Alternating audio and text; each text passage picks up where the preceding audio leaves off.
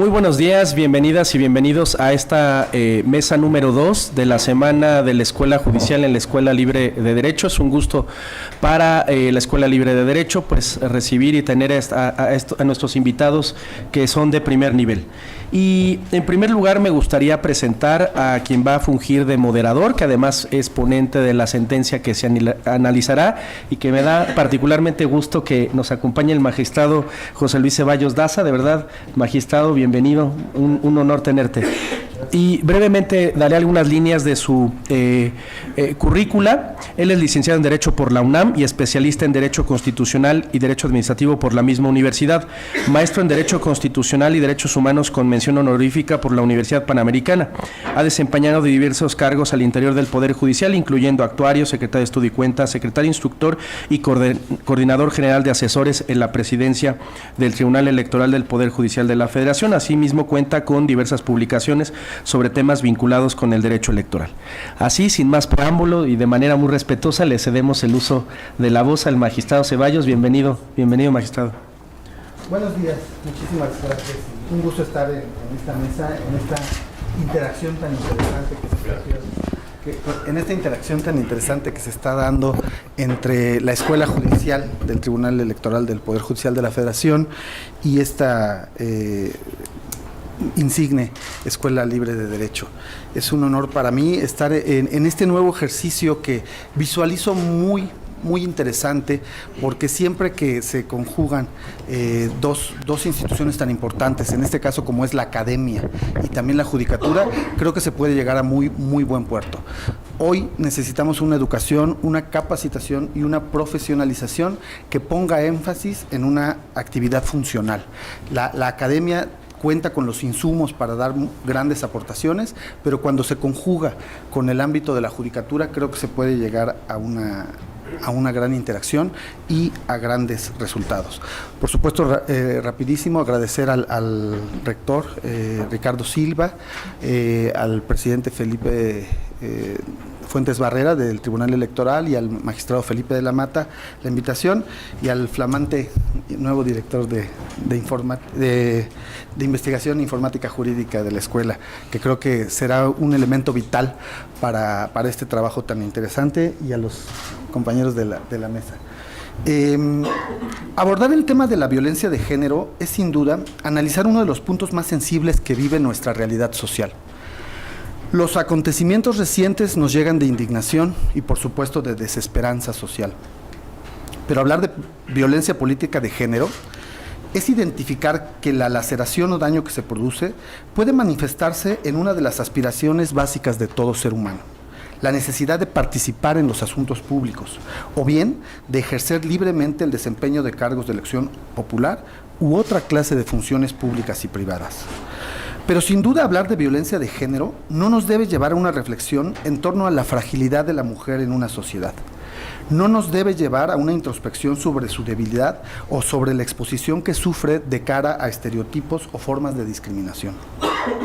Nos debe llevar al reconocimiento de la fragilidad de la sociedad que somos, de la debilidad que tenemos para alcanzar esa mínima igualdad que necesitamos para dar cauce a todas nuestras expectativas y a todos nuestros sueños. Debemos reconocer que hoy vivimos una patología que está simbrando nuestras estructuras principales, en las que se debe construir nuestro entramado político, social y familiar. ¿Qué elementos de nuestra idiosincrasia social han sufrido tal deformación que hoy genera que sucedan feminicidios, atentados, golpes, discriminación, invisibilización y otras formas de daño a la mujer en nuestro país? Sin duda, hoy tenemos que poner el tema en la agenda pública. No podemos permitir que se dé la politización, y por el contrario, todas las autoridades en nuestro ámbito de competencias y desde nuestras posibilidades debemos luchar por enfrentar este grave problema. La jurisdicción, por su parte, se muestra de algún modo carente de elementos que permitan dar solución a decisiones judiciales en torno al tema. Cada caso que se resuelve es de algún modo una propuesta, una alternativa. Es en realidad solamente una alternativa que nos da la interpretación judicial y que nos puede servir para combatir este embate serio al flagelo que se vive contra las mujeres. El día de hoy me complace mucho poder estar en posibilidad de analizar, en mi papel de moderador, un asunto cuyo conocimiento correspondió a mi ponencia en la Sala Regional Ciudad de México, y que hoy, en este ejercicio de análisis tan valioso, venimos a poner con mucha honestidad en la mesa de debate, con mucha seriedad, con mucha autocrítica y sobre todo apertura. De acuerdo al programa, voy a dar el uso de la palabra al doctor Arturo Camacho Loza, que también participó en la elaboración del proyecto, que después concluyó en la sentencia, para que nos haga una primera relatoría de 10 minutos en torno al caso concreto. Adelante, doctor. Gracias, magistrado. Buenos días a todas y a todos. La controversia del presente asunto se enmarca en un contexto de violencia política por razones de género, que afectaron a 2 mujeres indígenas y regidoras del Ayuntamiento de Jalpan en el estado de Puebla. A continuación, vamos a dar una breve descripción de los hechos relevantes del caso y de cuestiones fácticas del mismo. La controversia comienza en la instancia local con las demandas presentadas el 16 y 30 de enero de 2019 por las regidoras ante el Tribunal Electoral del Estado de Puebla. Ellas interpusieron recursos de apelación para controvertir la forma de integración de las comisiones del ayuntamiento, así como actos y omisiones que atribuían al presidente, integrantes del propio ayuntamiento, al aducir que estos actos generaban violencia política de género. Posteriormente, el Tribunal Electoral del Estado de Puebla dictó medidas cautelares a favor de las actoras, en las que vinculó a distintas autoridades del Estado de Puebla para brindarles protección de cara a cualquier acto que les pudiera afectar. Finalmente, el 17 de abril, el Tribunal de Puebla resolvió los recursos de apelación en el sentido de declarar parcialmente fundados los agravios por una parte, infundados inoperantes por otra, sus motivos de disenso. Ahora bien, inconformes con esta resolución del tribunal local, el 24 de abril de 2019 las actoras presentaron ante el tribunal responsable demanda de juicio de protección para los derechos político-electorales del ciudadano, el cual fue remitido a la Sala Regional Ciudad de México del Tribunal Electoral del Poder Judicial de la Federación. Dicha demanda fue turnada a la ponencia del magistrado José Luis Ceballos Daza. Posteriormente, el 2 de mayo, con independencia de las medidas cautelares dictadas en la instancia regional, la Sala Regional Ciudad de México dictó también medidas cautelares de protección para dar continuidad al cuidado y vigilancia de la integridad de las actoras, en las cuales vinculó a diversas autoridades, entre ellas al gobernador, a la Secretaría de Gobierno, a la Secretaría de Seguridad Pública, al Instituto de las Mujeres, así como al Ayuntamiento de Jalpan, a fin de garantizarles su derecho a ser protegidas contra cualquier acto de violencia. Las citadas medidas consistieron en permitir y garantizar el ingreso de las actoras a la sede del Ayuntamiento, así como otorgarles protección mediante la designación de elementos de seguridad en el interior del Ayuntamiento, así como la realización de patrullajes en las inmediaciones de sus domicilios, y también de las personas que ellas consideraran que se encontraban en peligro. Posteriormente, el 27 de mayo, la Sala Regional Ciudad de México dictó un segundo acuerdo plenario, en el cual amonestó al secretario de Seguridad Pública local por no haber informado sobre el cumplimiento de las medidas cautelares, pero también, por otra parte, se habilitaron las comunicaciones electrónicas. Esto para brindar la mayor facilidad de comunicación en las interacciones entre las autoras y las autoridades para el cumplimiento efectivo de la sentencia. Ahora bien, el 13 de junio de 2019, la Sala Regional Ciudad de México del Tribunal Electoral del Poder Judicial de la Federación dictó la resolución en el expediente principal, bajo las consideraciones siguientes. Las actoras adujeron que no eran convocadas a todas las sesiones del ayuntamiento, a las cuales les correspondía asistir en razón de su cargo como regidoras municipales.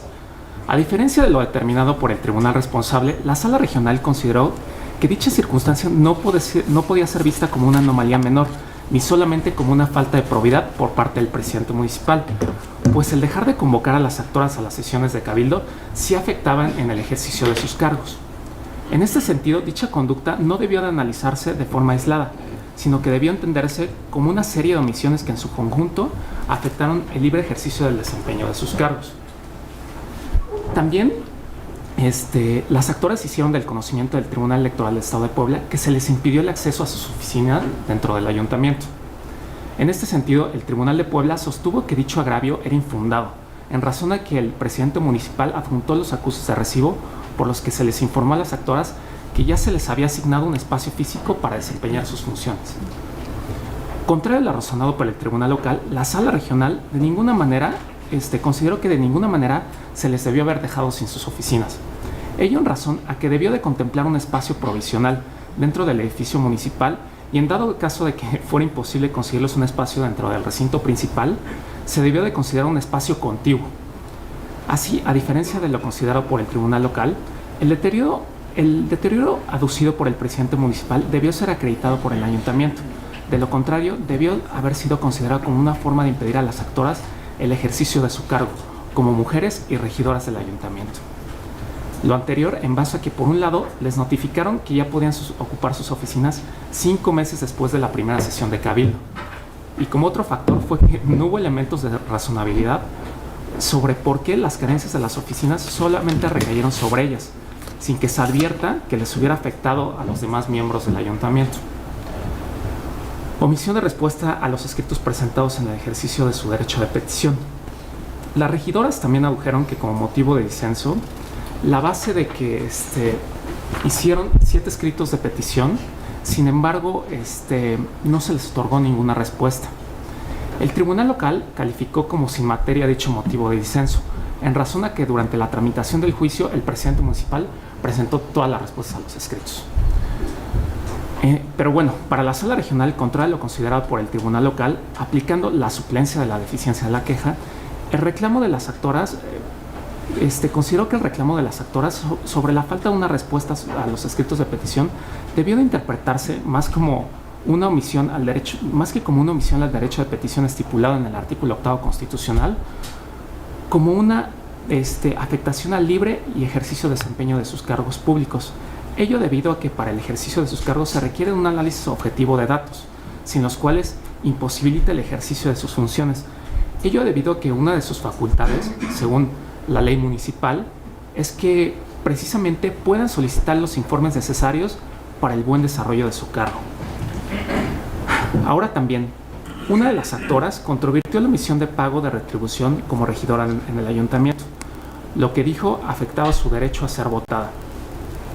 En este sentido, los pagos aducidos fueron efectuados a favor de dicha persona durante la tramitación de los recursos de apelación en la instancia local. Ello fue suficiente para que el Tribunal Local de Puebla tuviera por colmada la pretensión de pago reclamada. Sin embargo, a diferencia de lo determinado por el Tribunal Local, la Sala Regional consideró que tal situación es otro elemento que forma parte de la cadena de obstaculizaciones en las funciones de dicha actora, pues perdió de vista de que es una situación atípica, de que cada uno de los pagos que deba de recibir los tenga que controvertir ante los tribunales, cuando lo ordinario es que dichos pagos se entreguen en el momento oportuno y por los medios idóneos. Una vez analizadas las conductas anteriores, a diferencia de lo sostenido por el Tribunal de Puebla, las conductas se realizaron por el presidente municipal reiterada y sistemáticamente y tuvieron como el resultado el menoscabo de la actuar de las actoras en su desempeño como regidoras.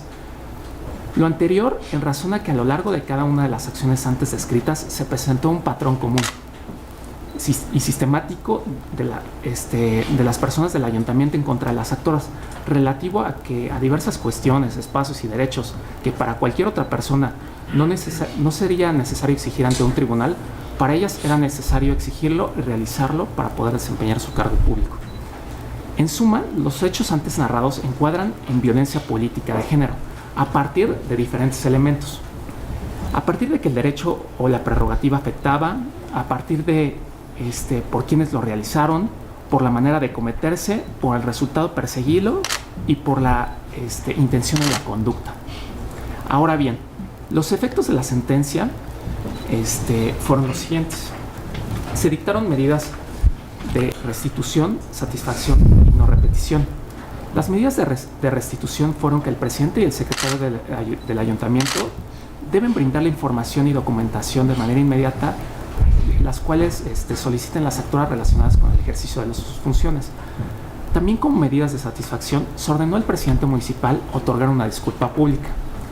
Y como garantías de no repetición, se ordenó y se conminó a los funcionarios del ayuntamiento evitar actos de violencia política. Se ordenó a que el Instituto Poblano de las Mujeres impartiera un curso obligatorio de sensibilización a las personas que integraban el municipio. Así también se continuó llevando medidas cautelares de protección hasta la total ejecución de la sentencia. Asimismo, se dio vista al Congreso del Estado y a la Contraloría Municipal para que iniciaran el procedimiento de responsabilidad correspondiente. Ahora bien, para cerrar esta síntesis, me gustaría señalar una frase que viene muy ad hoc por los momentos que estamos viviendo en este país. Chimamanda Ngozi Adichie, una escritora y dramaturga y poeta de origen nigeriano, afirma que la cultura no hace a la gente hace a la cultura. Entonces, si es verdad que no forma parte de que nuestra cultura las mujeres tengan iguales derechos que los hombres, entonces la cultura está mal. Entonces debemos de cambiar la cultura. Muchas gracias.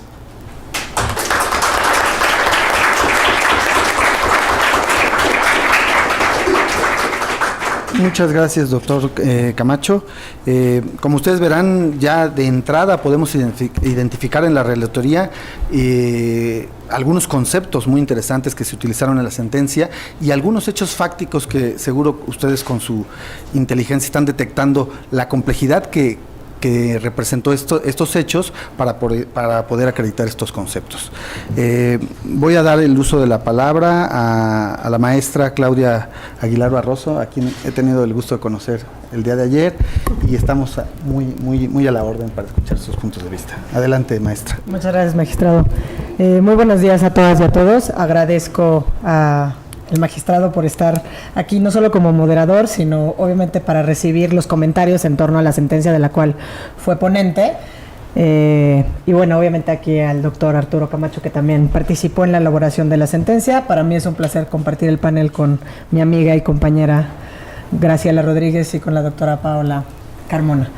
Te felicito, Arturo, obviamente por este foro.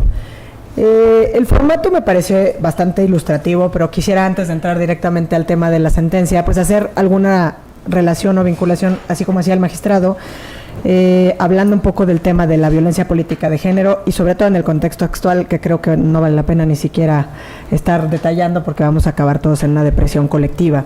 Pero bueno, próximamente, ¿no?, conmemoraremos de nueva cuenta el Día Internacional de la Mujer. Hago énfasis en que lo conmemoraremos como esta lucha de las mujeres para acceder a oportunidades y derechos en igualdad de condiciones que los hombres, ¿no? Esta idea radical de que los hombres y las mujeres tenemos los mismos derechos, como se ha dicho hasta el cansancio, y donde una de las exigencias de más larga data, se puede decir, ha sido precisamente la demanda de todas las mujeres por participar en los asuntos públicos, es decir, poder ejercer los derechos político-electorales. Y podrán decir, bueno, es una data que ha estado cumplida en México, por lo menos formalmente, desde 1953, donde las mujeres adquirieron el derecho al voto, y que también les diría, pues ha sido bastante lento y no ha estado exento de dificultades, ¿no? Sí, desde luego tenemos reconocido el derecho a votar y ser votadas desde 1953 y se han incluido o incorporado paulatinamente criterios de paridad como principios, luego como obligaciones, ¿no? Principios de paridad obligatoria en las postulaciones a diversos cargos de elección popular a partir de 2014. Hemos hablado y escuchado todos, diría casi ad nauseam, estamos viviendo la legislatura de la paridad de género, por lo menos en sentido formal, no material ni sustancial, desde luego, y obviamente pues tendríamos que mencionar y poner sobre la mesa la reforma constitucional que establece ya no una acción afirmativa, sino el principio de paridad en todo, lo cual idealmente nos tendría que llevar a una, por lo menos aspiracionalmente, a una verdadera transformación social, donde efectivamente hagamos realidad la igualdad de derechos entre hombres y mujeres.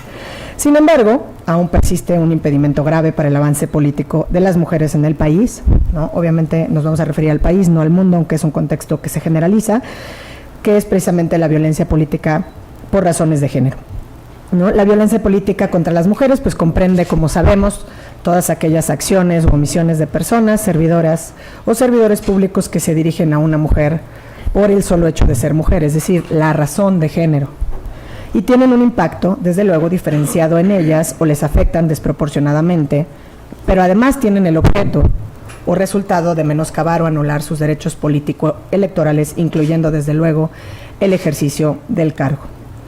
Y si bien esta forma de violencia, como sabemos, se ha presentado prácticamente desde que las mujeres empezaron a participar en la vida política de México a principios del siglo XX, no fue sino hasta las elecciones intermedias de 2015 que este tipo de agresiones empezaron a investigarse en las instancias de procuración de justicia con perspectiva de género, y debería reconocerse que de alguna manera la Fiscalía Especializada para la Detención de Delitos Electorales, la FEPADE, pues fue pionera en esto.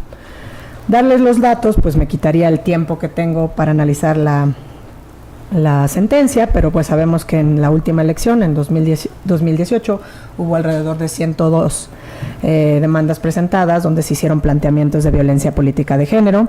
El tema de la violencia política de género llegó a estar o ha estado en la agenda pública, y por eso celebro que, por lo menos en el ejercicio que se hace aquí desde la perspectiva de derechos, se haya incorporado puntualmente el tema de violencia política de género.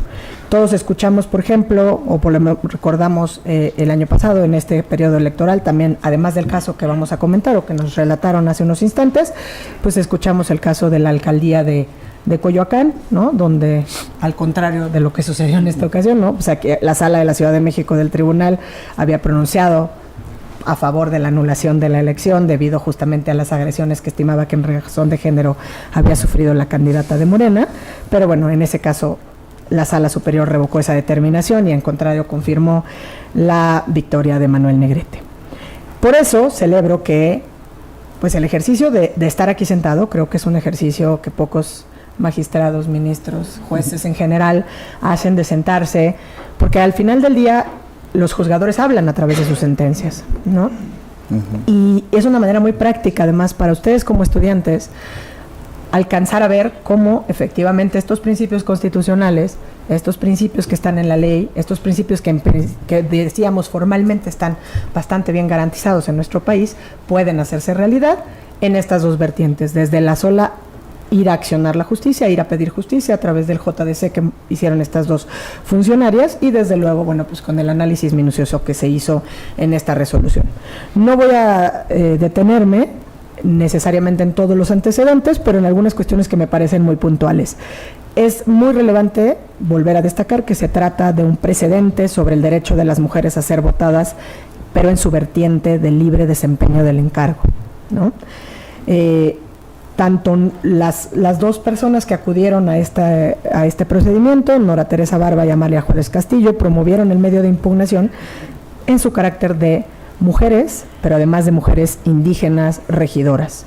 Y es muy plausible que precisamente en esta sentencia se haya analizado que había una necesidad de dar una protección reforzada, precisamente en virtud de que se habían conjuntado tanto la autoadscripción indígena que expresaron las actoras, como el tema de la violencia política de género.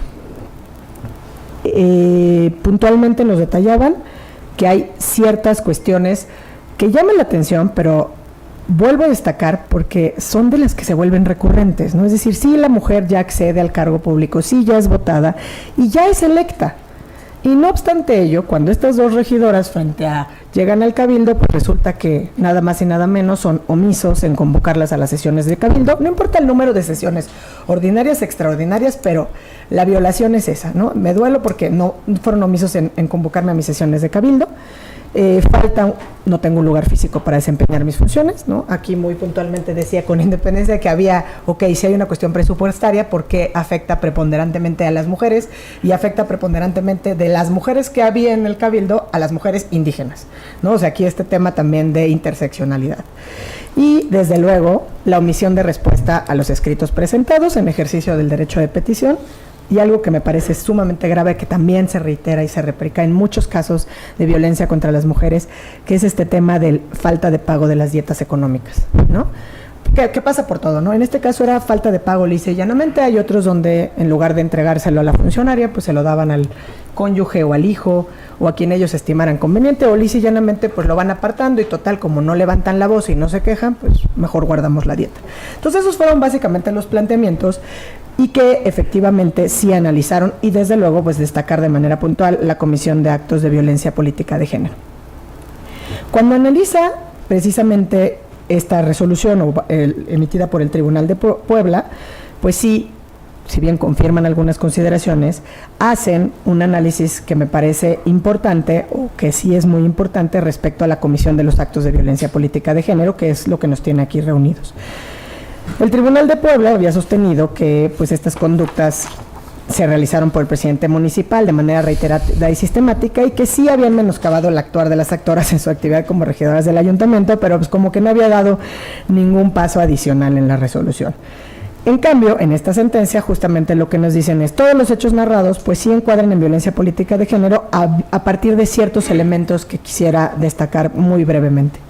La violencia política generada contra las actoras sí se presenta durante su encargo en el ayuntamiento, y eso evidentemente les afecta el derecho como regidoras, en específico el derecho a que, habiendo sido votadas, pudieran desempeñar los cargos. La violencia, además, política por razón de género se cometió por el presidente municipal, y con sus omisiones creó un actuar sistemático que generó violencia política para las actoras. Todas estas conductas que comete el presidente municipal repercuten de manera directa en las actoras, al menos en los siguientes aspectos que vale la pena destacar: el aspecto simbólico, el aspecto patrimonial y el aspecto económico. Y las conductas que se analizaron tuvieron por objeto o resultado menoscabar o anular el reconocimiento, goce y ejercicio de los derechos político-electorales de las actoras, porque produjeron que no se les proporcionaran todos los elementos necesarios para el desempeño de sus cargos, como lo era desde luego contar con la información necesaria que requirieron en sus escritos para ejercer las funciones como encargadas de comisiones de salud y de educación, ¿no? Y todas estas conductas que había desplegado el presidente municipal pues se basaban en aspectos de género, y esos aspectos de género tienen un impacto diferenciado y desproporcionado sobre ellas. Desde luego hay algunas otras cuestiones que en el tribunal o en la sala más bien decidieron validar o confirmar de la resolución que se había impugnado.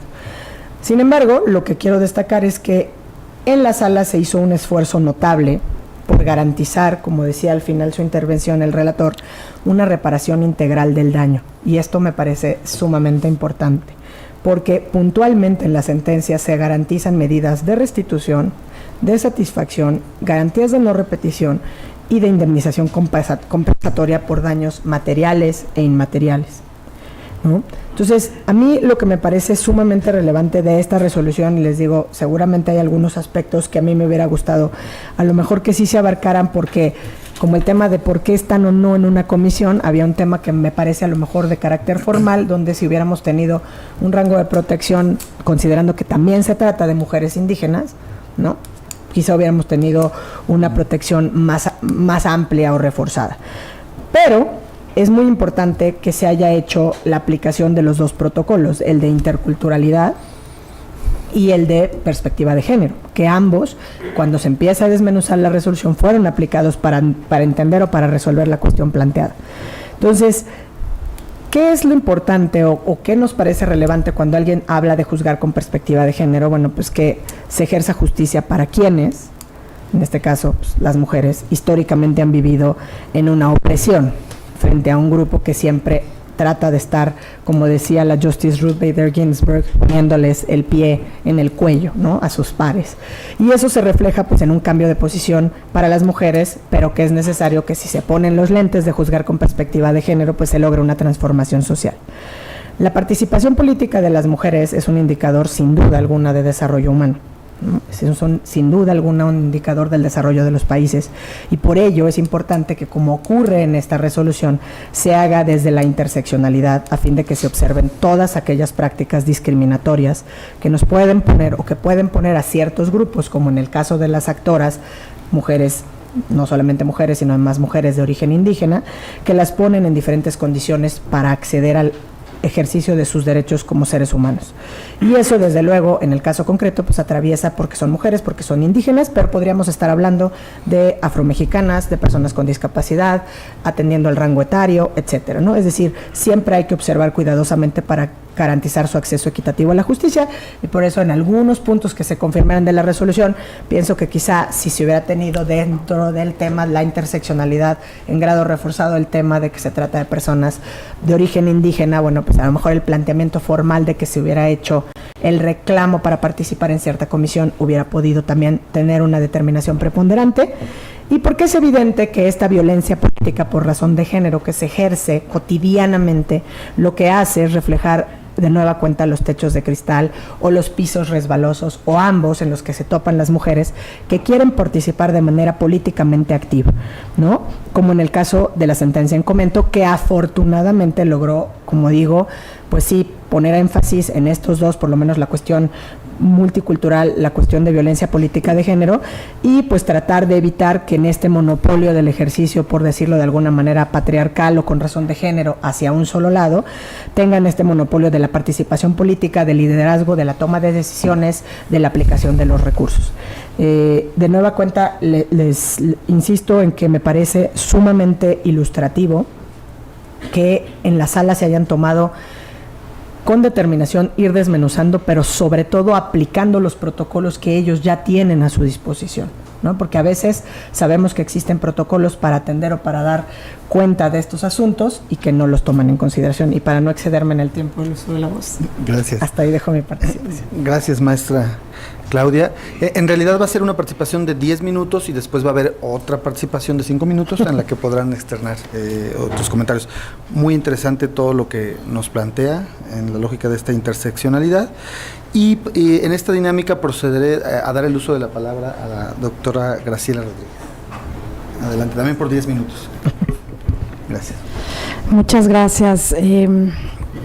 Me agradezco la invitación y felicito tanto a Arturo del Centro de Investigación aquí de la Escuela Libre de Derecho, y agradezco a la Escuela Judicial Electoral por esta invitación. Coincido con Claudia en el sentido de que es un privilegio tener al magistrado ponente poniéndonos su sentencia para que hagamos comentarios de esa sentencia, y creo que es una gran oportunidad para intercambiar algunos elementos que en mi exposición yo quisiera dividir como en los aspectos positivos que encuentro de la sentencia, en los aspectos que me hubiese gustado leer en esa sentencia, y los aspectos preocupantes no de la sentencia sino del Tribunal Local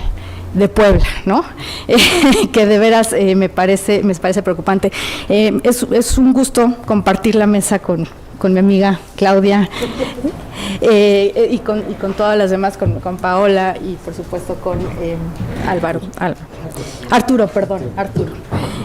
Muy bien, bueno, pues entonces comenzaría mi intervención hablando de los aspectos positivos, y en ese sentido coincido con Claudia en que uno de los elementos positivos de la sentencia es justamente que antes de comenzar el análisis de fondo se incluya y se haga expresamente así en la sentencia, se diga expresamente en la sentencia que va a partir la argumentación desde una perspectiva de género, por una parte, y por otro lado desde una perspectiva intercultural, y tomando en consideración que las servidoras, las funcionarias públicas, pues son finalmente mujeres indígenas.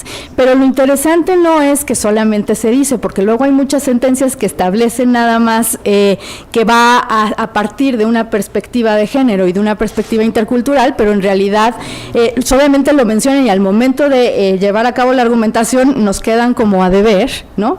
En qué consistió esa perspectiva o cómo influyó esa perspectiva en la argumentación de la sentencia. Entonces creo que eso es un elemento positivo, porque no solamente se menciona, sino en el cuerpo de la sentencia, por ejemplo, cuando se toca el tema de la falta de pago de la dieta económica a una de las actoras, pues se hace un análisis específico sobre lo que puede impactar eso en una mujer indígena, es decir, por su condición no solamente de mujer, sino por condición indígena, y cómo es, y porque uno de los argumentos de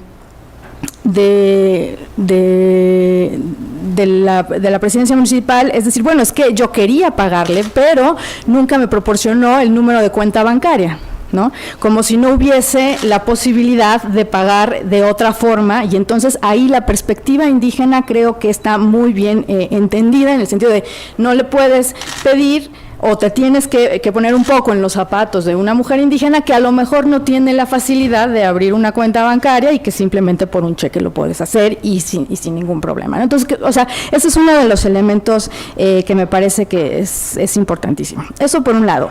En el caso de la perspectiva de género me voy a detener un poco porque viene a cuenta con otros comentarios que quiero hacer. Otro de los grandes temas que creo que resalta esta sentencia es el enfoque sobre la violencia simbólica. La violencia simbólica, por razón de género, no es una violencia que es muy conocida, en realidad, ¿no? Entonces, significa básicamente cuál es el mensaje que mandas con estos actos, ¿no? Y me parece que si bien en la sentencia no se profundiza mucho, o sea, dice, bueno, en realidad sí hay violencia simbólica, sí en el voto razonado de la magistrada María Silva, se menciona un poco cuál es el impacto de estos actos en una presidencia municipal respecto de este estereotipo totalmente arraigado en la cultura, en el sentido de decir, bueno, es que las mujeres no sirven para la política, las mujeres tienen determinados roles que desempeñar en casa y claramente, como ustedes podrán ver, las elegimos, ¿no?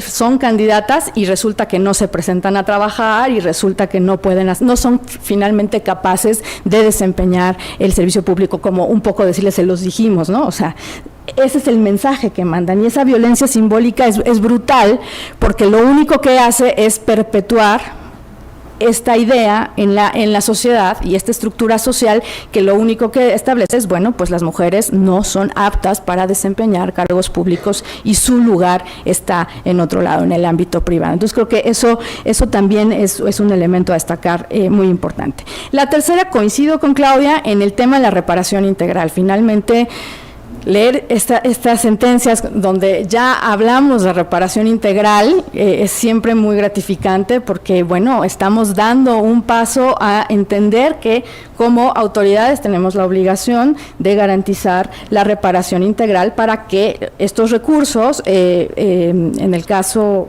en materia electoral, pues sean considerados adecuados y efectivos y cumplan con el estándar de acceso a la justicia previsto en el ámbito internacional desde el derecho a la protección judicial.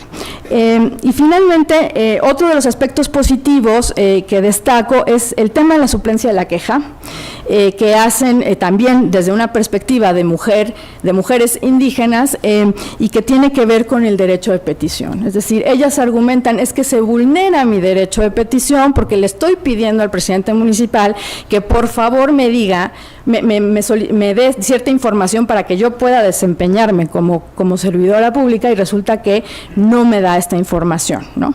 No me da esta información y por lo tanto yo no tengo la forma de desempeñar el cargo. Ellas lo plantean desde el punto de vista de simplemente violación del derecho de petición, pero me parece aquí que la sala hace un gran argumento en el sentido de decir, bueno, es que en suplencia de la queja, finalmente, en realidad, el problema no es tanto el derecho de petición, porque si nos quedamos con el derecho de petición, pues en realidad estaríamos esperando unos plazos ya señalados por el Poder Judicial de la Federación, que son necesarios para que se dé por cumplimentado o no ese derecho de petición, y eso de todas maneras impediría el ejercicio del cargo, porque de aquí a que pase el plazo para que te dan la información, pues ya no participaste en el ejercicio del cargo, ¿no? Entonces, acá con la suplencia de la queja, lo que hacen es que en realidad lo que te están vulnerando es tu derecho a ejercer ese cargo público, es decir, tu derecho a ser votada en la perspectiva del ejercicio del cargo público, porque sin información, pues evidentemente no puedes ejercer adecuadamente ese cargo público. Entonces creo que con esos aspectos positivos serían los que yo destacaría. ¿Qué me hubiera gustado ver en la sentencia y que no encuentro? Y ahí el tema es el tema de la perspectiva de género, ¿no? O sea, si bien, como lo digo inicialmente, se incluye la perspectiva de género y lo hacen y hacen un análisis sobre cómo es que estos actos se pueden configurar como violencia política en razón de género, me parece que faltó un poco, la exhaustividad en el análisis de los elementos que configuran la violencia política por razón de género. O sea, si bien hacen un análisis de los elementos que tanto están previstos por la jurisprudencia del Tribunal Electoral del Poder Judicial de la Federación, como también de el protocolo de violencia política, también emitido por el Tribunal Electoral y por otras instancias en materia electoral, lo cierto es que al momento de la argumentación, como que siento que nos queda de ver un poquito, ¿no? Es decir, ¿por qué? Porque dicen, bueno, sí es violencia de género, porque hay una afectación al derecho a ser votadas, es decir, hay un menoscabo en el ejercicio de un derecho, que es el derecho a ser votada en su vertiente de ejercicio del cargo público, pero no definen si esa afectación fue por objeto o fue por resultado, o sea, finalmente se quedan ahí, o sea, simplemente dicen la afectación al derecho a ser votado, y por lo tanto se cumple ese elemento de la violencia política por razón de género. Y en el otro tema, que me parece que se pudo ahondar un poquito más, es en el análisis del impacto diferenciado y desproporcional, que realmente toca a estas mujeres por su condición de mujeres y por su condición de indígenas, ¿no? O sea, por un lado la argumentación va porque, bueno, estos actos están afectando a la mitad de las regidoras del ayuntamiento, y por otro lado porque se trata de mujeres indígenas, y que por el solo hecho de ser mujeres indígenas ya se identifica un grado de intencionalidad de llevar a cabo estos actos en contra de las mujeres. Sin embargo, me parece que ahí el análisis tendría que partir de un análisis del contexto, es decir, para nosotros poder determinar si hay un impacto diferenciado o hay un impacto desproporcionado, es necesario hacer un análisis del contexto. Si bien el voto razonado de la magistrada Silva me parece que en ese sentido ahonda, es decir, hace un análisis del contexto de cuál es cómo estuvo la violencia política en el último proceso electoral, cuál fue el índice de violencia política en el estado de Puebla, y que en realidad los actos de violencia política por razón de género se dan mucho, en mayor medida a nivel municipal. O sea, ahí hay un análisis de contexto. Entonces, eso permite determinar si el hecho de que no les permitieran ejercer el cargo, pues tenía que ver con un impacto diferenciado. Eso por un lado. Y por otro lado, el tema también que analiza, me parece, la magistrada en su voto razonado, que dice, bueno, en realidad, tanto el presidente municipal como las regidoras son del mismo partido político. Y entonces, al ser del mismo partido político, eso lo teníamos que saber para descartar entonces que el problema no tenía que ver con una cuestión política de no permitirles ejercer el cargo, sino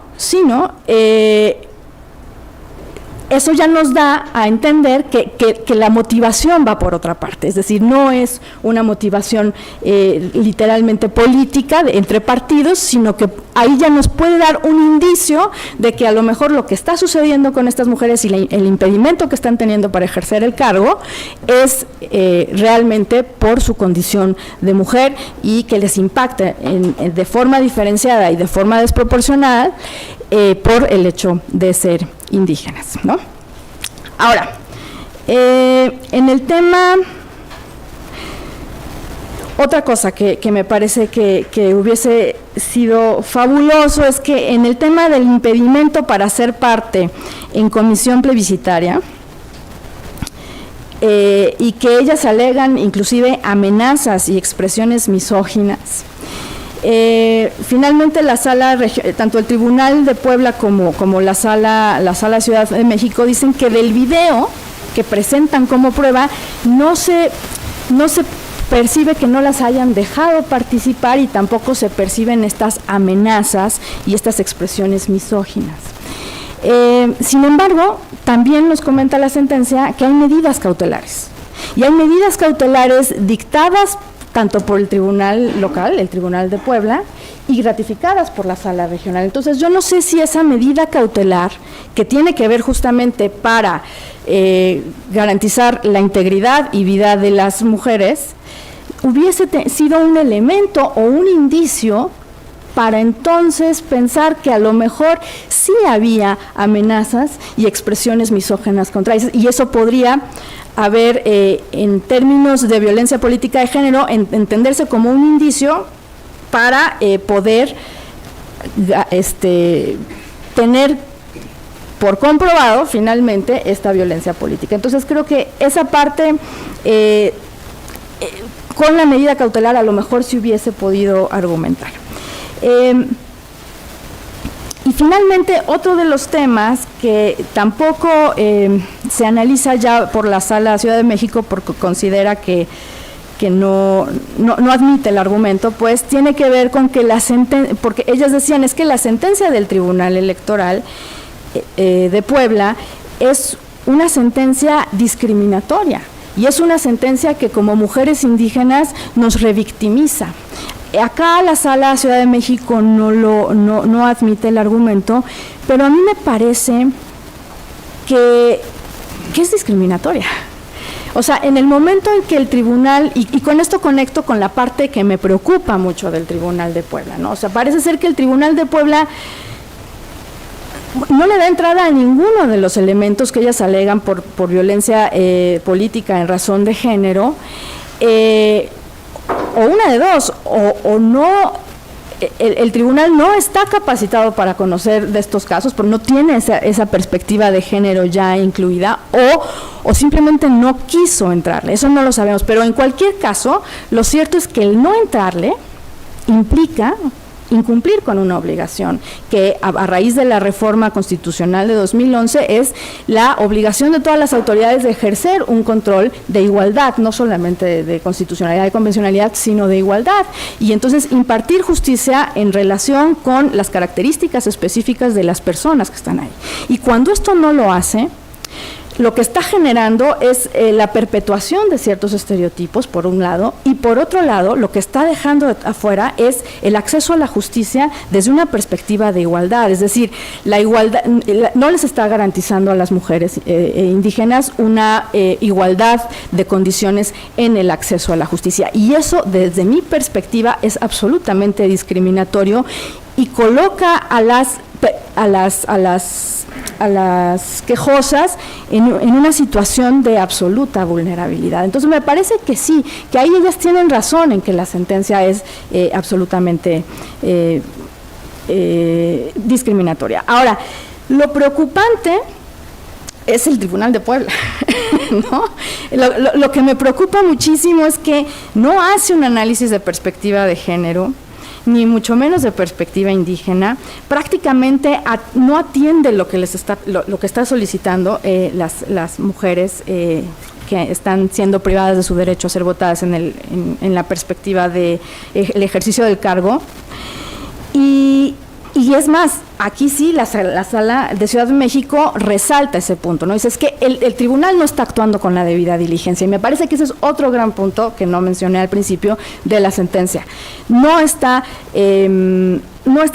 actuando con la debida diligencia. Esto me parece fundamental. Me parece fundamental porque es un mensaje a los tribunales de que no solamente, o sea, que los tribunales tienen la obligación de allegarse de todos los elementos que sean necesarios para poder decidir un caso en concreto con una perspectiva de género y con una perspectiva de interculturalidad o de multiculturalidad. Entonces, la debida diligencia faltó.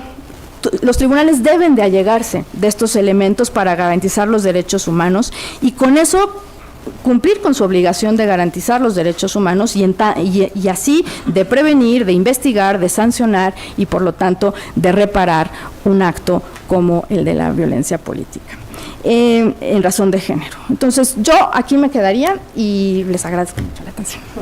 Gracias.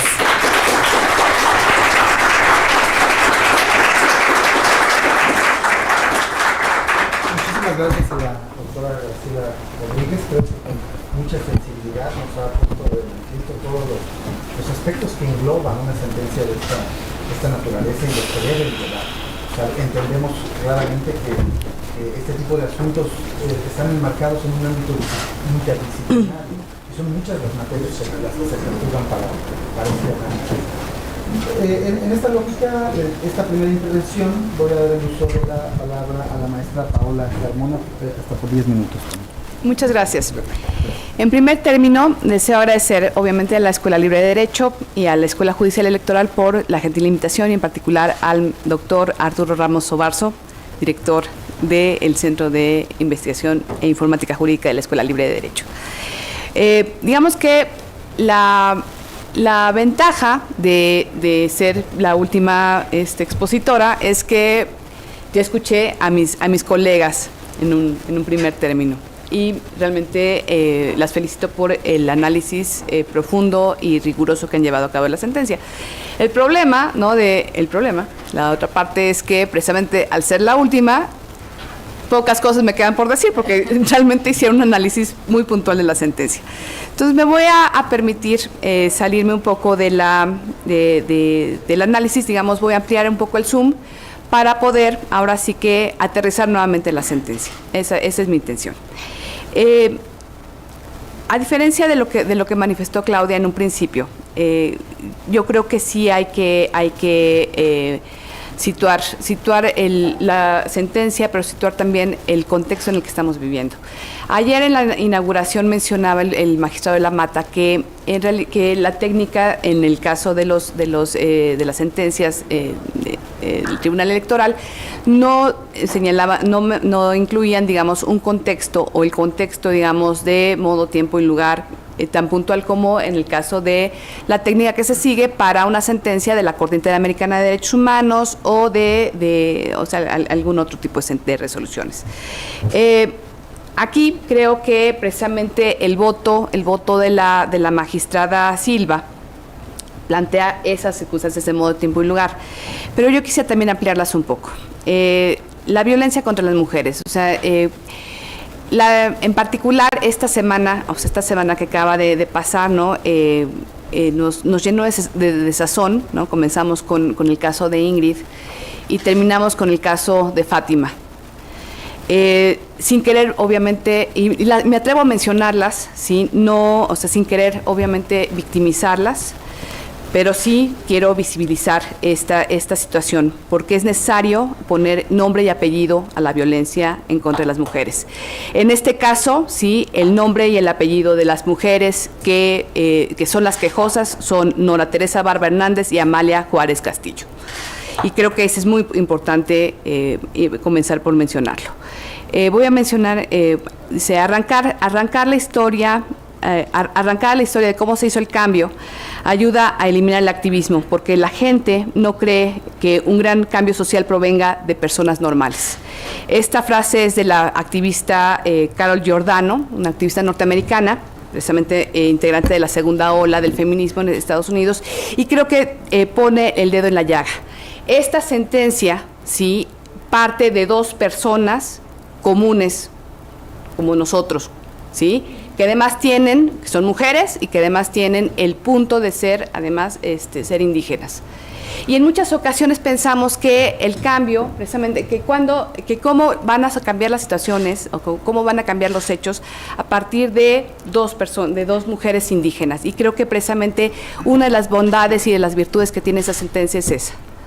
¿Sí? ¿Cómo vamos a cambiar? Cuando estaba yo realizando la lectura, ¿no? Me decía, bueno, la primera pregunta que me surge es, si hubieran sido hombres, seguramente el asunto no hubiera llegado porque, como se ve en la propia sentencia, a los hombres que estaban ejerciendo el poder en el ayuntamiento no se les impusieron los obstáculos que a estas mujeres sí se les impusieron, ¿no?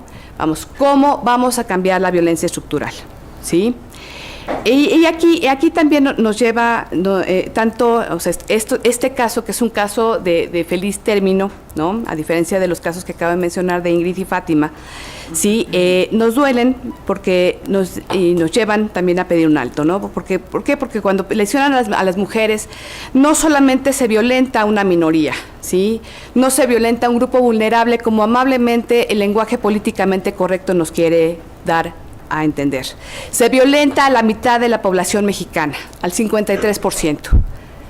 Cuando hay este tipo de acciones, como bien lo señalaba Graciela, ¿sí? Hay, y como también lo señalaba Claudia, hay una intención a priori, ¿sí?, de poner un alto, de establecer un castigo ejemplar para que quien venga después de ti no lleve a cabo las acciones que tú estás realizando, ¿sí? Carmen Calvo, vicepresidenta del gobierno español, señaló en 2019, existe una violencia y desprecio específicos contra las mujeres y niñas. Se llama machismo y patriarcado en todo el mundo. Nadie puede enmascarar esta verdad sin cometer una grave y miope injusticia contra más de la mitad de la población. Esto no tiene debate, ni un paso atrás. Y creo que esta sentencia es precisamente un paso adelante en materia de igualdad y en contra de la violencia de género. La violencia en contra de las mujeres responde a una estrategia micromachista que desconecta la violencia de las estructuras de desigualdad de poder entre hombres y mujeres, lo cual añade el cuestionamiento de cómo son los factores culturales, políticos y sociales que constituyen precisamente esas relaciones de género. Porque cuando hablamos de género, ¿sí?, y de feminismo radical, el remedio no es de la mujer agredida, o sea, no es de la mujer agredida o dominada, cuanto de las mujeres como colectivo. Esto se opone a la visión del individualismo liberal que se ha agrupado para tratar este poder como si estuviera fragmentado e individualizado, y por tanto, como si no fuera en absoluto poder, o a lo sumo, como si fuera una conducta brutal e individual de algunos hombres concretos que representa al poder como algo reducido y confinado a actos individuales. Cuando leemos la sentencia, ¿sí?, a fin de cuentas, la autoridad, pues no es otra, bueno, tenemos dos autoridades, ¿no? Tenemos al presidente municipal en primer término, y en un momento determinado podríamos pensar que precisamente el presidente municipal es precisamente un individuo, ¿sí?, cuya conducta aislada, ¿sí?, no representa precisamente, o sea, representa únicamente un acto individual. Siendo que cuando estamos viendo este tipo de casos, ¿sí?, realmente lo que vemos es una cuestión de cultura, es una cuestión de prejuicios, es una cuestión de estereotipos en los que precisamente quieren confinar o desean confinar a las mujeres, y todo ello disfrazado desde la perspectiva individual. A fin de cuentas es una conducta colectiva, es una conducta interseccional, es una conducta que nos afecta y que nos duele a todos, porque en muchas ocasiones ni siquiera llegamos a poder descubrirla. La tenemos tan interiorizada que no llegamos a descubrir cuáles son precisamente esos micromachismos que llevan a un individuo a actuar, pero cuya actuación tiene un impacto en el colectivo. Sin embargo, por lo tanto, estamos ante esta violencia estructural que induce a la incapacitación de la mujer para ser agredida y seguir siéndolo. Y esa estructura de género es transversal, no depende del estatuto socioeconómico ni de factores más allá del sexo. Y esa es la violencia de género. Nuevamente, les reitero, creo que en esta sentencia, obviamente la parte nodal, ahorita voy a hablar sobre ella, creo que la parte nodal de la propia sentencia es, precisamente la encontramos cuando ahora sí que se señala que las omisiones que contribuyeron a evidenciar dentro de la comunidad y del propio órgano municipal que las actoras como mujeres no podían ejercer su cargo en igualdad de circunstancias que las demás personas que integran dicho cuerpo colegiado, al habérseles impedido materialmente ejercer sus cargos como regidoras en plenitud de circunstancias, y asimismo verse obstaculizadas por las omisiones ejecutadas bajo un esquema de sistematicidad que contribuyó a mitigar su actuar como integrantes del Cabildo.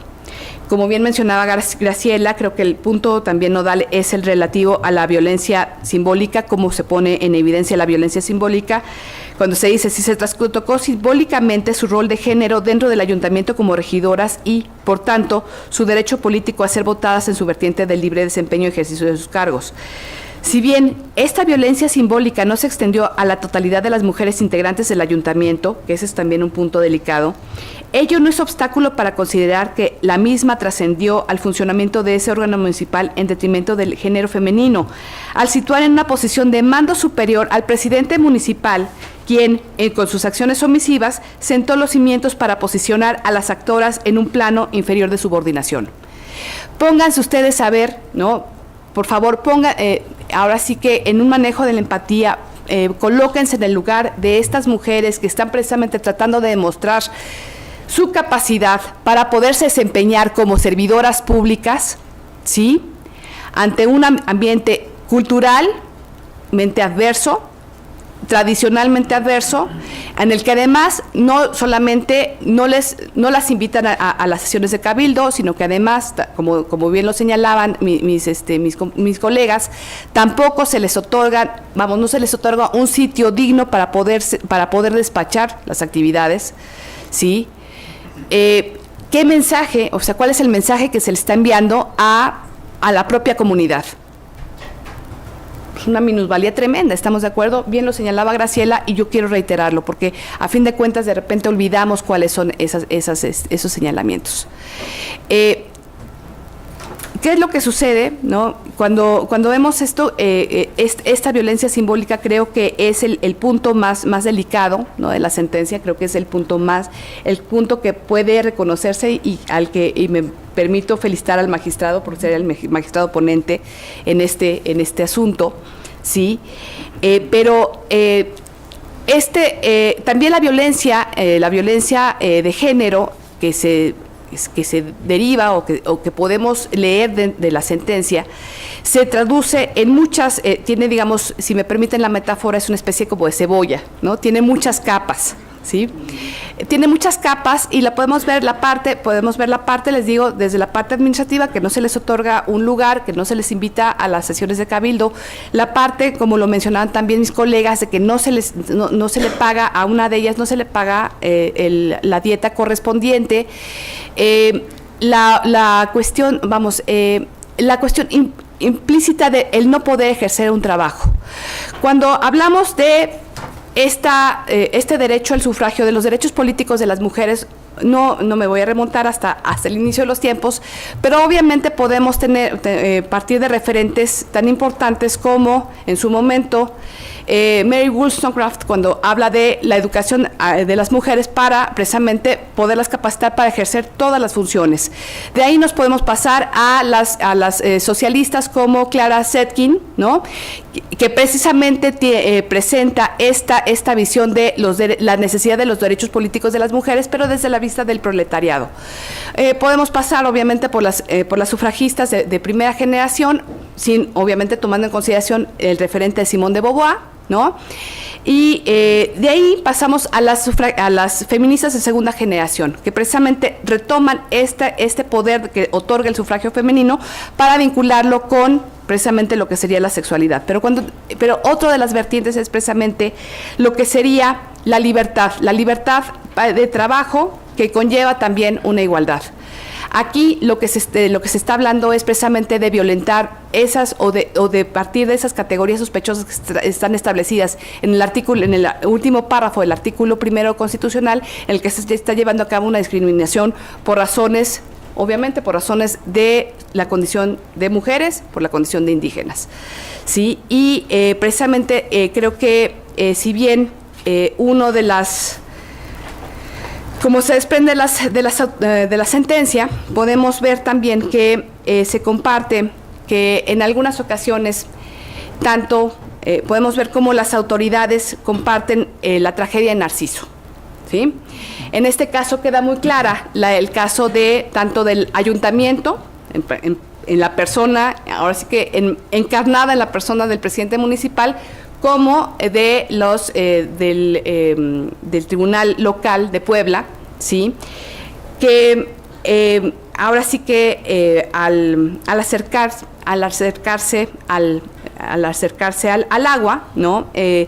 Las autoridades en muchas ocasiones solamente alcanzan a ver su reflejo y se encuentran tan enamorados de ella que desean tocarlo, pero poner un dedo en el agua, este se desvanece.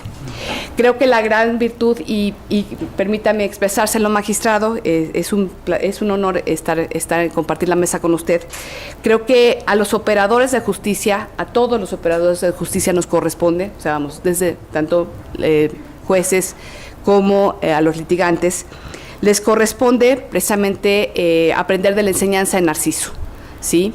Les corresponde poner en el reflejo del agua, poner en primer término el rostro de la justicia y hacer que esa justicia, ¿sí?, no se desvanezca como se desvanece en el caso de las palabras de las autoridades, ¿sí?, sino que sea un rostro tangible y sobre todo reparable. Muchas gracias.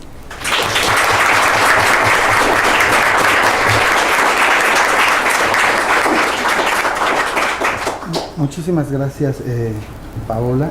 De entrada, bueno, he tenido ya la oportunidad de escuchar a los tres ponentes y pues como lo han dicho, es un reto fundamental el cumplir esta doble faceta de asistir a este evento como ponente y como moderador. De pronto se conjuga una doble faceta muy compleja. Pero yo quiero resaltar que yo en este caso no cumplo absolutamente con la lógica de moderador, porque el moderador debería de ser moderado.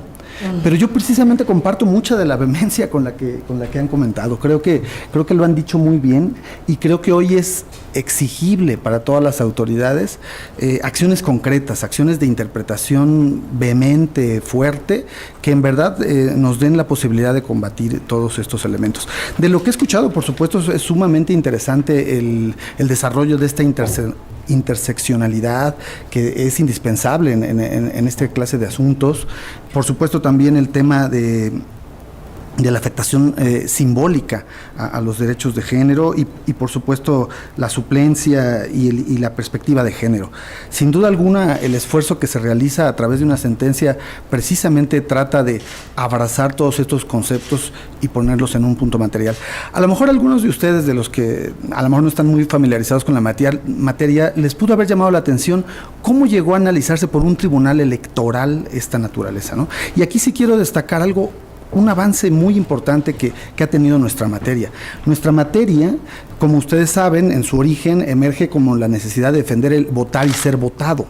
Y si nosotros nos ciñéramos a esa dualidad, pues quedarían fuera muchísimos actos que se despliegan ya en el desarrollo de los actos que se realizan ya en el ejercicio del cargo público. Ahí quisiera ubicar un primer gran esfuerzo ya de los tribunales electorales que han entendido que el desempeño del cargo es una materialización del derecho a ser votado. Y ese es a través de ese primer ejercicio, a través de esa primera visualización, que podemos hoy estar hablando de violación a derechos políticos de género en esta materialización. Y otro aspecto muy importante que tiene la violencia política de género, que me parece también resaltable, a diferencia de muchas otras afectaciones a los derechos de la mujer, en delitos graves que se han considerado como la violación, el acoso sexual, el hostigamiento, el abuso sexual inclusive, muchas de estas prácticas siempre se desplegaban en la invisibilidad, en el ocultamiento. Y precisamente la violencia política de género parece tener otro ingrediente muy delicado. La violencia política de género se manifiesta a veces, o en muchos casos, de manera expresa, con el deseo de denostar la participación política de una mujer. Ese es un elemento que ya la hace diferente y que también es objeto de estudio.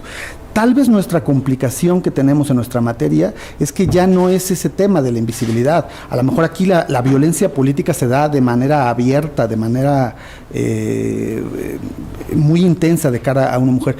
Pero, por ejemplo, lo que tenemos que cuidar es que la violencia se dé por el hecho precisamente de ser mujer. La tenemos que distinguir de la violencia política tradicional, digámoslo así, y entender que tiene patrones muy especiales. En derecho penal, ustedes saben que una de las grandes dificultades es desentrañar las intenciones que tiene una persona en la comisión de un ilícito. Y por supuesto eso también es un problema que se traslada a esta materia y en particular a esta clase de asuntos.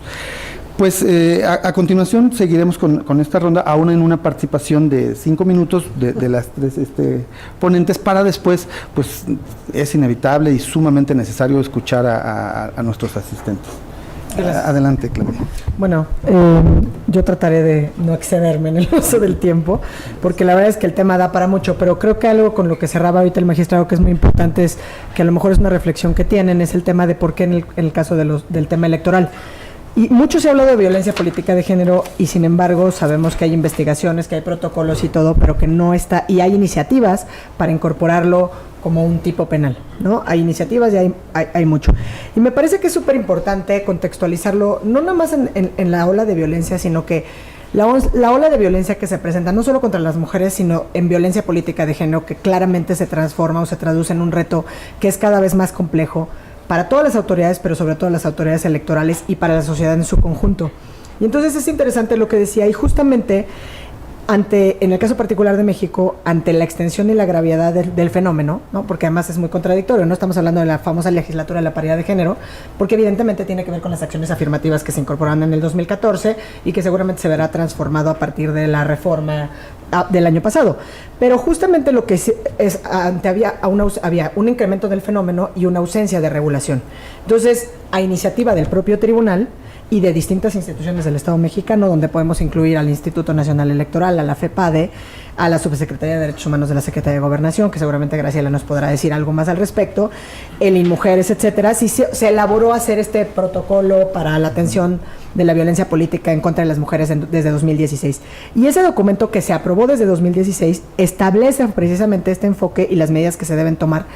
Lo que es importante aquí es dentro de un procedimiento judicial derivado de violencia política contra las mujeres que se relacione con materia electoral, ya sea penal o administrativa, ¿no?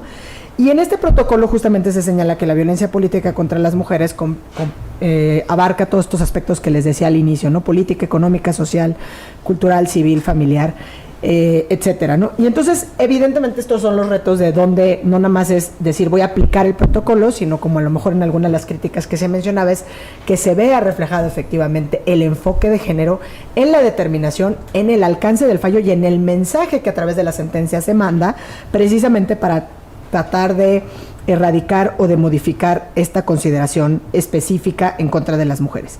Obviamente, si lo que se pretende a través de estos mecanismos, a través de las iniciativas, a través de los foros de análisis y discusiones, lograr el combate no solo a la impunidad, sino la construcción de mecanismos efectivos que permitan sancionar y eliminar los casos de violencia política de género, eso tiene que ser el foco de atención. ¿Por qué? Porque la verdad es que el peligro radica en que este mensaje se siga trivializando o siga perpetuándose estos estereotipos y entonces que con el mensaje de impunidad pues se fomente la rutinización, por decirlo de alguna manera, de la violencia de género a través de las propias mecanismos o las propias autoridades del Estado, ¿no? Que eso obviamente se relaciona además con los contextos como los que estamos viviendo, generalizados de violencia, de crimen, impunidad y específicamente en contra de las mujeres, ¿no? Es decir, el combate efectivo a la violencia política de género, que es lo que nos tiene hoy reunidos, pues justamente requiere el fortalecimiento, desde luego del Estado de Derecho, pero también el combate obviamente a la corrupción, pero transformar el entendimiento de lo que es juzgar con perspectiva de género, ¿no? Tenemos que también entender o comprobar y llevar ahora sí que al entendimiento colectivo que el problema de la violencia contra las mujeres es evidente que no se puede reducir exclusivamente al ámbito electoral, ¿no? Se entiende como un problema sociopolítico mucho más amplio y se genera la violencia en todas sus formas y en todos los ámbitos y que no se queda ni en lo privado ni en lo público, sino que estos se comunican, son vasos comunicantes, ¿no? La eliminación de la violencia política de género sin duda es imposible pensar que sería lo que la podemos lograr sin los cambios más profundos que desde luego nos llevarán en última instancia a lograr o a construir una sociedad mucho más justa y mucho más igualitaria, pero para eso es indispensable hablar de los temas, ¿no? No podemos hacernos de la vista gorda y de decir que no es un problema que nos está lacerando, ¿no? Es decir, en materia de política se llega a decir es una actividad de alto riesgo para la mujer. Pero lo que es más lamentable es que las estadísticas dicen ser mujer en este país es un deporte de alto riesgo. O sea, ya nada más el solo hecho de ser. Ahora, si esa mujer toma el atrevimiento de dejar esos roles que están estrictamente reservados para ella en el ámbito doméstico y privado e incursionar en la vida pública, y no nomás en la vida pública, sino en la vida política, y tratar de atreverse a transformar políticas públicas, entonces pues el riesgo es mucho mayor. La justicia, sin duda, que queremos y que merecemos, no es obtener un cargo público sin competir, sino que es además competir sin temor y competir sin ninguna forma de violencia, ¿no? Es evidentemente eliminar esos techos de cristal y este piso con estos mecanismos de sujeción, y lograr que a través de estas determinaciones y a través de los foros y a través de la acción concertada de todos y todas, vamos a romper estas cadenas ilimitantes que se imponen por las prácticas y políticas machistas que invisibilizan a más del 52% de la población. Gracias.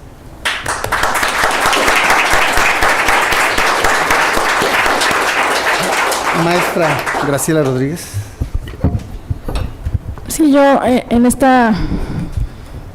O sea, yo quisiera nada más tocar, creo que un punto, un solo punto que me parece fundamental, y es justamente estos casos de violencia política en razón de género, pero no necesariamente para acceder al cargo, sino ya una vez que están en el cargo y ejercer el cargo público, lo que denota es justamente esta idea y esta resistencia, esa es la cuestión, es esa resistencia para aceptar que mujeres se desempeñen en el ámbito político, ¿no? Detrás de estos actos, o sea, porque ¿qué fue o sea, nosotros intentamos por mucho tiempo, se hicieron muchos intentos, primero con cuotas de género y luego ahora con el principio de paridad,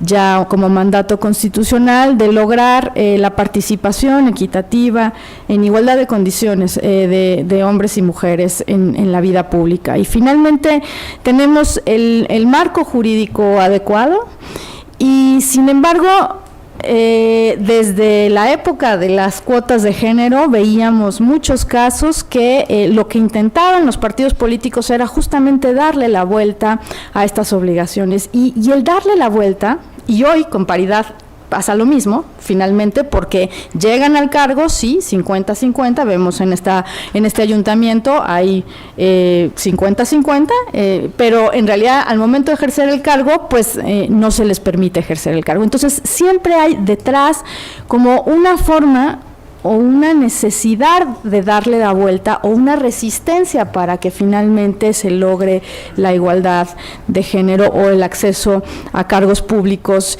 de elección popular en igualdad de condiciones. Y esto no es otra cosa más que lo que se conoce como la discriminación estructural. Es decir, es un sistema, una forma de entender la sociedad arraigada completamente en el sentido de decir, bueno, es que el ámbito público le pertenece a los hombres y simplemente le pertenece a eso. Y cuando las mujeres finalmente logran acceder, entonces hay que dejarles claro que el ámbito público le pertenece a los hombres, ¿no? Y no solo eso, con estas acciones, además de que les impedimos el ejercicio de su cargo y por lo tanto el ejercicio del derecho a ser votadas, lo que también estamos haciendo es mandar un mensaje para perpetuar esta idea de que el ámbito público les pertenece a los hombres. ¿Y cuál es ese mensaje? Es, miren, ya llegaron, ya están aquí, ya están dizque ejerciendo el cargo, pero no lo están haciendo bien, no pueden ejercerlo de forma adecuada. Esto es una demostración más de que el ámbito público le debe de pertenecer a los hombres. Y entonces, eso me parece que hay que irlo y sentencias como la de la Sala Regional de la Ciudad de México me parece que contribuyen a tratar de romper con este sistema que se resiste finalmente, y por eso insisto en la preocupación que a mí me genera la actuación del Tribunal de Puebla, porque porque si me permiten, hasta más allá de que su sentencia es totalmente discriminatoria, porque, insisto, no toma en cuenta ni la perspectiva de género ni la calidad de mujeres indígenas de las que se trata, lo cierto es que al hacer esto, yo me atrevería a decir que hasta ejerce violencia institucional. Con una sentencia así, o sea, es un desdén, ¿no? O sea, de lo que se percibe es un desdén por no atender ninguno de los argumentos de las mujeres y por tratar de justificar constantemente lo que sucede en el ayuntamiento, que me parece que más allá de discriminar, o sea, lo que está generando este tribunal poblano es una violencia institucional contra estas mujeres. Y creo que si algún camino tenemos las personas de a pie, que algún día quisiéramos, como lo decías, Paola, ejercer un cargo público de elección popular, pues es justamente la vía jurisdiccional. Digamos que esta es nuestra vía más cercana, tenemos evidentemente la vía legislativa, pero bueno, de eso podrá esperar mucho tiempo más, es mucho más complicado. Entonces, yo creo que pues nuestra apuesta tiene que ser por tribunales que ejerzan la perspectiva de género, que ejerzan la perspectiva intercultural, y yo por eso celebro esta mesa, porque me parece que, insisto, es un privilegio poder platicar con el ponente, y me imagino que con el secretario de la ponencia, que hacen y poder platicar y conversar de manera abierta y con la intención de construir siempre, ¿no? Construir un poquito siempre más hacia adelante. Entonces, agradezco otra vez. Muchas gracias.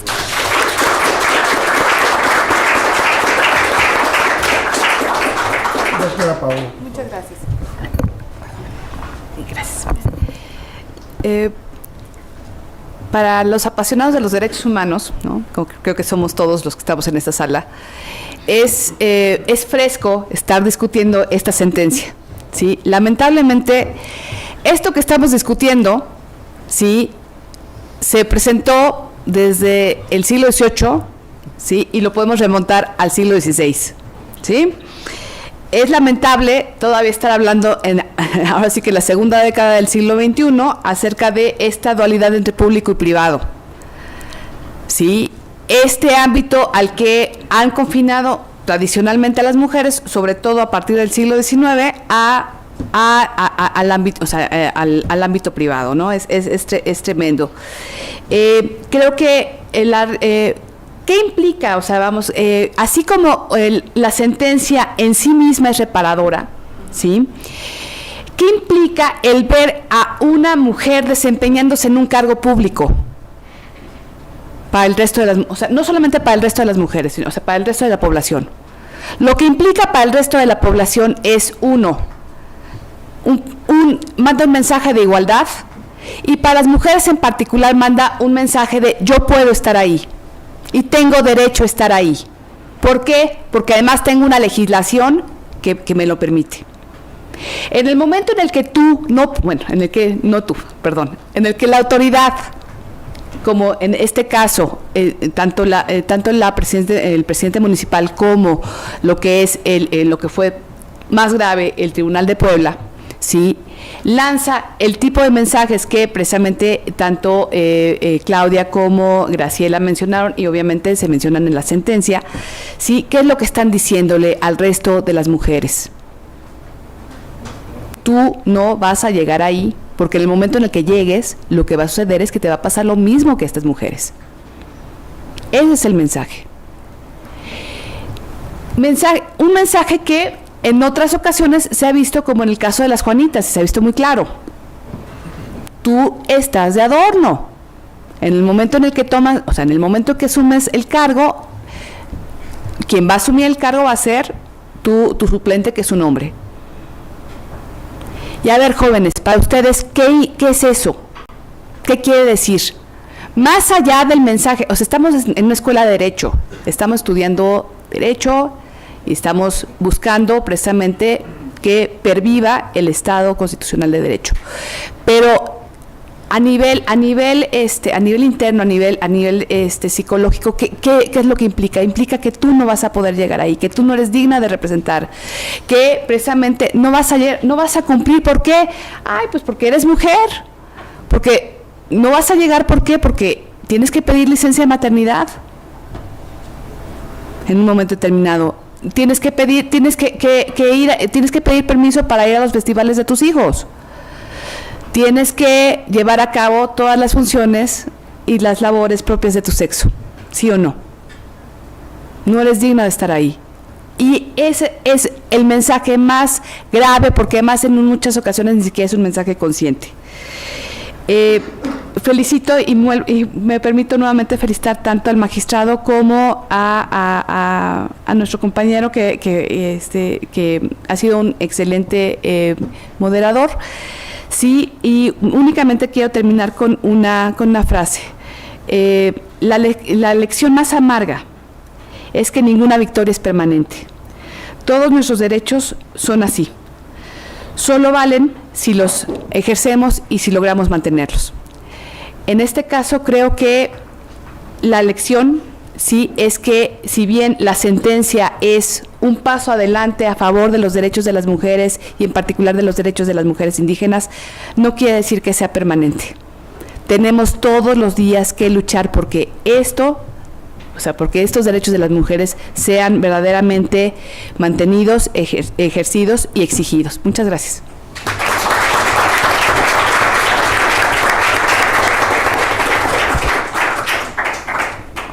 Muchísimas gracias a todas las ponentes. Creo que el que más celebro todo soy yo, porque hemos salido con muy buenos dividendos y con mucha apertura a la crítica. Creo que sin duda alguna tanto los puntos loables de la sentencia como los puntos sensibles creo que tienen que ser objeto de análisis. Pero todo este trabajo no tendría sentido si no escuchamos a la gente asistente para que transmitan sus preguntas o comentarios. Y para escucharlos también cuál ha sido su percepción tanto de la sentencia como la de las opiniones de nuestras compañeras. No sé si tengan alguna pregunta. Adelante por allá. Tu nombre, por favor, y bueno, ahorita no sé si le van a pasar un micrófono o no. Bueno, yo soy Mónica. Ajá. Sí, no sé si los demás. Yo, si mejor nos ayudas en el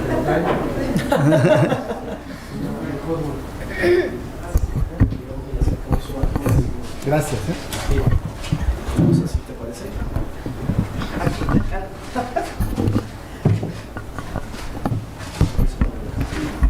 Bueno, es un comentario, pregunta.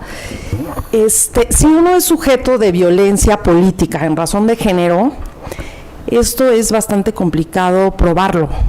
Los medios probatorios en esta materia, no hay mucha biografía, investigaciones, entonces esta es mi pregunta. Tuve un trabajo de investigación y no hay mucho, para probarlo cuesta mucho trabajo. Entonces, quisiera ver si me... El tema de la prueba. La prueba. Probar que tú eres sujeto de violencia política en razón de género. No sé si quiera comentar algo o hacer un blog para... pues aquí es entonces el tema de la prueba, ¿no? Sí. ¿Alguien más, entonces? Sí.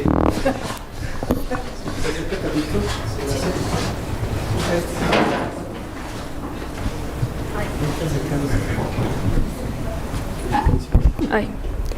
Bueno, sí, mi pregunta va más relacionada con lo de la sentencia. Se analizó en la sentencia principalmente los temas de la violencia simbólica y bueno, en su caso lo de la violencia económica, que fue lo de las dietas. Pero me llamó mucho la atención que tanto el Tribunal de Puebla como la Sala Regional dictaron medidas provisionales y muchas de ellas iban encaminadas a salvaguardar la vida y la integridad física de las personas. Entonces yo me pregunto como qué elementos fácticos tuvo que tomar, elementos exactamente en ese caso concreto tuvo que tomar la Sala Regional para poder dictar esas medidas, o en qué se basó, porque realmente como que no van tan relacionadas con la sentencia, pero pues sí, tiene que haber alguna razón para ello, ¿no?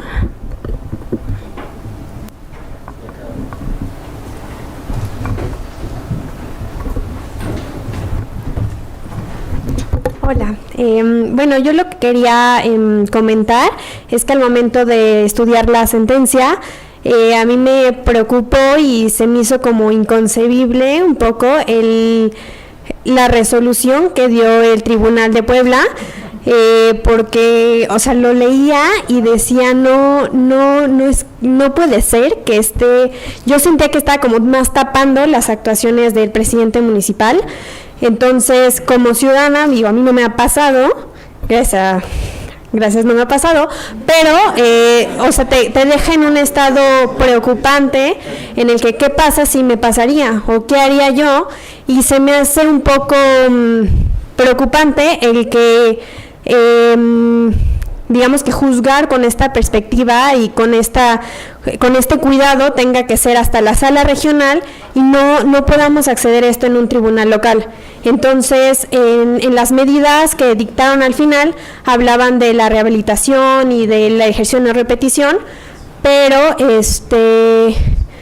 haciendo como que se van a hacer pláticas para promover la igualdad, pero creo que sería igual importante que, digo, no sé cómo, pero hacer algunas medidas para que el tribunal local también pueda saber resolver con esta perspectiva y no tener que esperarnos a llegar a una sala regional para que ellos nos puedan como proteger, sino desde antes. Ese es Gracias.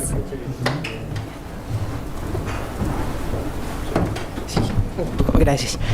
Mi pregunta era si históricamente podemos hablar de cómo la violencia política de género ha sido parte de la violencia estructural.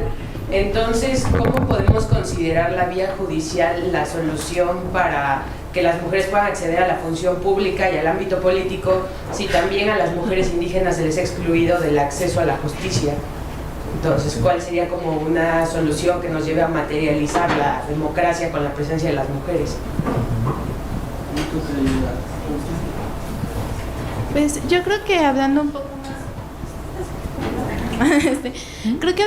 más, hablando un poco más del tema de la interseccionalidad, pues y aunado a lo que decía mi compañera, pues el acceso a la justicia, creo que siendo mujer es un poco difícil, pero siendo mujer indígena pues es aún más difícil, ¿no? Y este tema de cómo, o sea, el tema probatorio aunado al tema de mecanismos que no están cerca de todo el mundo, ¿no? O sea, no mucha gente o no muchas mujeres que sufren violencia política de género tienen idea de, tengo que ir a este determinado tribunal y hacer este determinado proceso para que realmente se cuente lo que me está pasando. Porque finalmente lo que vemos, y bueno, lo que realmente en ocasiones se habla con la maestra Graciela en sus clases, es este tema de vemos la punta del iceberg, ¿no? O sea, vemos ya cuando... O sea, esta violencia política de género ya lo vimos cuando ellas no les pagaban, cuando ellas no tenían un lugar donde ejercer su cargo, cuando ellas no tenían incluso acceso a las oficinas, pero no vemos todo lo que está debajo, ¿no?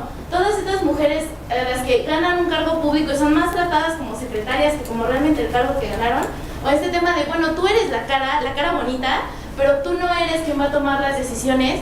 Entonces este tema de la violencia que subyace, como realmente lo debería de tomar en cuenta los tribunales electorales para decirle a las candidatas y a los candidatos, tú tienes un acceso aquí y tú tienes pues una forma aquí para poder ejercer libremente tu derecho a votar y ser votado, pero también de una forma material y de una forma sustantiva y de una forma que cuente, ¿no? Finalmente. Mi pregunta es muy concisa, es acerca de cómo es la reparación integral cuando hablamos de violaciones simbólicas.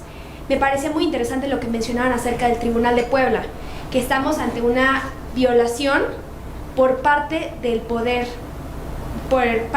jurisdiccional. Entonces, ¿cuáles son las medidas de reparación integradoras que se toman ante estas resoluciones completamente violatorias? Porque no bastarían con unas simples disculpas o aclaración de que no se tomó en cuenta la perspectiva de género. ¿Qué hacemos ante esas resoluciones y qué reparaciones integrales puede tomar el Poder Judicial cuando ha cometido violaciones contra la violencia de género?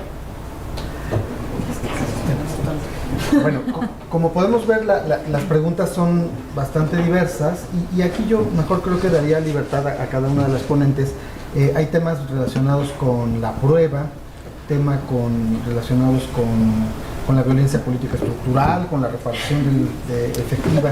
No sé, Claudia, si quieres abordar alguno de los temas en concreto. Alguno de los temas en general. Muchas gracias. Pues la verdad es que primero celebro que las preguntas ya traen un germen de transformación social. Entonces creo que sumado al desasosiego que genera a veces escucharlo, pues hay un germen de esperanza cuando ya la reflexión trae otro entorno y otra lógica, ¿no? Yo siempre celebro cuando llegan mis alumnos después de haber sido alumnos de la maestra Graciela, porque justo ya traen este enfoque de derechos que es tan importante, ¿no? Entonces, obviamente, pues hay todos estos temas, no nomás interseccionales en el caso concretamente planteado, violaciones estructurales, sino el tema, pues en general, de la violencia de género, de la discriminación por razones de género. O sea, todas estas cuestiones que por eso a veces quienes no les gusta estar escuchando, ¿no? Que se aluda o a los feminicidios o que creamos que solucionamos esto con recetas de cocina o con decálogos, no se puede.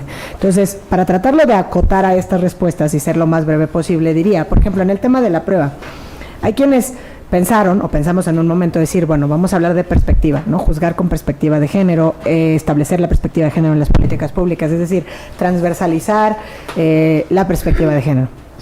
Obviamente, quien hacía la pregunta de la prueba, pues es muy difícil, ¿no? O sea, es decir, porque al final del día lo que tienes que entender no nada más es la recopilación y la valoración de las pruebas, sino cumplir, obviamente, los requisitos de idoneidad y suficiencia. En mi opinión muy particular, la solución es ponerte los lentes, como dicen coloquialmente quienes entrenan y capacitan a la perspectiva de género, el que requieres, ¿no? Entonces, si es el de la perspectiva de género, bueno, pues el del género. ¿Por qué? Porque justamente para lograr que tenga un impacto importante en cuanto a los elementos cuantitativos y cualitativos, pero no con eso lograr que no se revictimice a las personas o que no se dé esta reexperimentación de alguna experiencia traumática. Es decir, todo eso es lo que tendrías que hacer si estás haciendo el análisis probatorio con perspectiva de género, que ahí es donde quizá me sumo, por ejemplo, la crítica que decía Graciela en el momento del análisis de la sentencia. O sea, celebro toda esta parte, pero cuando llego al punto del género, y por ejemplo, y yo lo comentaba en algunas cuestiones que se confirmaron de la desastrosa resolución del Tribunal de Puebla, ¿no? Es, bueno, y cómo esto no trascendió, o por qué quizá no pudo, y la pregunta que hacía la compañera se relaciona muy bien. O sea, no nada más es cuando ya llegas con un tema como en el caso concreto de interseccionalidad de ser mujer e indígena, es todo lo que hay detrás, porque haber llegado a ser candidata indígena, de origen indígena, pues seguramente trae una serie de discriminaciones también en el ámbito de lo privado para las actoras, ¿no? Entonces, obviamente el tema de la valoración de las pruebas, pues tienes que tener con un acervo probatorio idóneo y suficiente, que obviamente lo más importante es que esa valoración se haga con perspectiva de género, ¿no? Ese es el quid. O sea, no es la prueba per se, sino la valoración que de la prueba se haga, que es la que tiene que ser efectuada con perspectiva de género, y que creo que de alguna manera, pues, también atiende algunas de las interrogantes que se plantearon, ¿no? Es decir, identificar y acreditar los aspectos relevantes para la solución del conflicto. ¿Y cuáles son esos conflictos? Bueno, la forma en que la condición de género de las partes influye en el ejercicio de sus derechos, el conflicto que se pretende resolver, la identificación de situaciones discriminatorias en razón de género, la condición de vulnerabilidad o desventaja que existe entre las partes en todas estas dimensiones y lo que implica para que, pues más que simplemente constatar que formalmente son iguales ante las leyes, ¿no? Entonces, justamente es un tema de capacitación que por eso todos hemos celebrado el ejercicio que se está haciendo, porque ahí es donde está la verdadera transformación, para que la valoración de la prueba se haga con perspectiva de género, ¿no? Para no abundar en el resto de las preguntas, ¿no? Ahí es donde lo tienes que hacer, en el tema de la perspectiva. Pero, porque aquí celebraban, llegó a la sala regional, que bueno, no siempre ha sido así. Ha habido precedentes muy, como mencionaba al principio, en el caso de la de Coyoacán, que se cruza con el tema de la prueba, y donde al final la sala superior lo que dijo es que no había sido determinante, con independencia que también si la lees, es una barbaridad la cantidad de actos que durante la campaña se dieron, no nada más de violencia política de género, de violencia en general, ¿no? De discriminación, de estereotipos, etcétera, en contra de la candidata a alcaldesa de Coyoacán, ¿no? Perdón, ya no le robo el micrófono a mis colegas. Gracias. Yo ahondaría un poquito en lo que, justo en ese tema de la valoración de la prueba. Mira, creo que lo más importante cuando estás en temas de perspectiva de género y para juzgar con perspectiva de género Ya el propio tribunal, la Sala Superior ha sacado una jurisprudencia que te dice cuáles son los elementos de la violencia política en razón de género y que los recoge básicamente del protocolo y de la ley modelo de violencia política. Pero creo que justo esta sentencia da un poco una luz y el voto razonado de la magistrada Silva. Es decir, ¿cómo es que yo pruebo un impacto diferenciado? ¿Cómo es que yo pruebo un impacto desproporcionado? Lo primero que tengo que hacer es analizar el contexto, o sea, es decir, de esos elementos cuando no queda claro que es solamente por el hecho de ser mujer, que en este caso no quedaba tan claro porque las pruebas, según se desprende de la sentencia, no daban como para decir que era por el solo hecho de ser mujer, ¿no? Sí sabíamos que había un menoscabo en el ejercicio de sus derechos políticos, es decir, de su derecho a ser votada, pero todo iba todo iba más relacionado con ese impacto diferenciado. Entonces creo que ahí ese voto razonado de la magistrada Silva puede servir de guía en el sentido de retomar la importancia del contexto. O sea, el contexto te da muchísimas luces. Saber exactamente de qué ayuntamiento estás hablando, por ejemplo, el tema de que pues eran del mismo partido político, el tema de quiénes son las mujeres que están ahí, ¿no? O sea, cuáles son las mujeres que están siendo privadas del ejercicio de ese derecho. En principio pertenecen a estas categorías sospechosas, entonces eso ya implica como un foco rojo, es decir, bueno, son mujeres indígenas, esto ya es un foco rojo, vamos a ver en qué consiste. Y el tema del contexto, o sea, cómo está la violencia política en el país, cómo ha estado la violencia política por razón de género en el estado de Puebla y qué es lo que te dice un poco la estadística sobre en el ámbito municipal. Entonces, eso al menos ya te hace presumir que no fue por una cuestión de partidos políticos, o sea, una bronca entre partidos políticos. Sabes que son mujeres que se encuentran dentro de dos categorías sospechosas que puede, y el contexto algo te dice, ¿no? Algo te dice. Entonces, y creo que el tema, y esto lo conecto un poco con el tema de la medida cautelar, que alguien preguntaba por acá, el tema de la medida cautelar también te da un indicio, o sea, ¿por qué si se otorgaron esas medidas cautelares? No aparece en la sentencia establece por qué se otorgaron. Quiere decir que había posibilidad de que la integridad y la vida estuvieran en peligro, o cómo fue que se dictaron esas medidas cautelares que te pudieron haber ayudado también para ese contexto, ¿no? O sea, para ese contexto específico de estas dos mujeres, y con base en eso generas ya el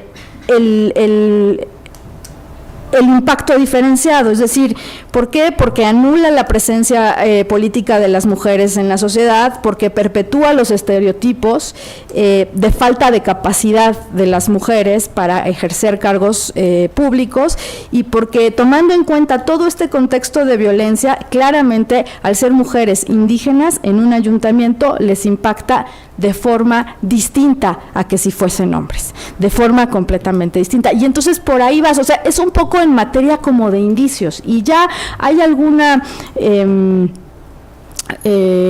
interpretación jurisdiccional que incluso en la sentencia se dicta, pero que me parece que en la sentencia está más, o sea, ese criterio jurisprudencial que te dice que el valor que le tienes que dar a las declaraciones de las mujeres cuando están alegando violencia, esto se refiere específicamente a violencia sexual, sobre todo en materia de violación sexual, el valor probatorio es preponderante, ¿no?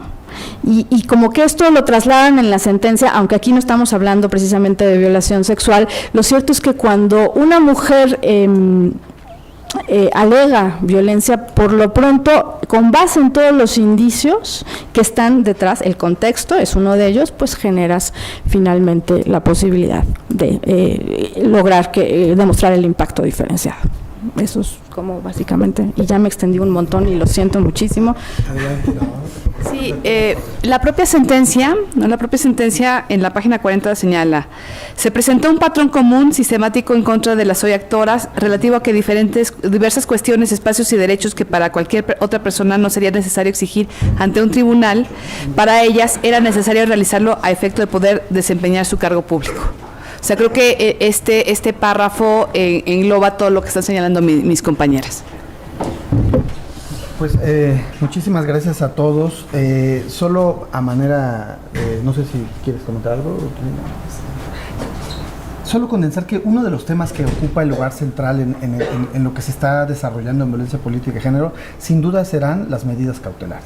Las medidas cautelares son una especie de alerta que nos llega. Cuando nos llega la demanda, nosotros todavía no contamos con la instrumentación necesaria, pero creo que ya la sala regional ha puesto en la mesa que ante la gravedad y ante el eventual riesgo que puede representar una violencia política de género, que no viene aislada, muchas veces viene con violencia únicamente simbólica, a veces pasa al plano fáctico, a veces hay peligro para la persona, incluso familiares de las mujeres que detentan cargos públicos.